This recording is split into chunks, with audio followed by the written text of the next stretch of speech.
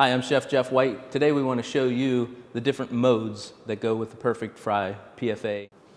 There's 4 different modes that can be selected.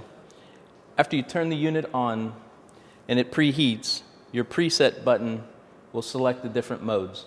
First mode we have is manual.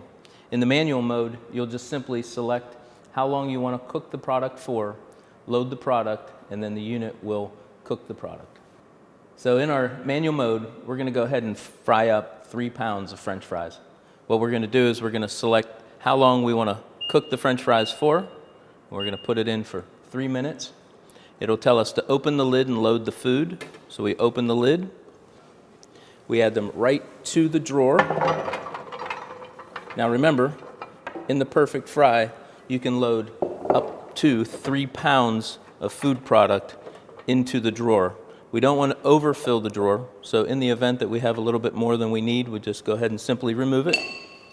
And then from there, we close the lid and we press start.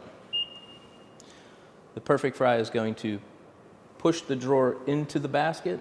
The product's going to fall into the basket's going to load into the oil, and then it's going to fry.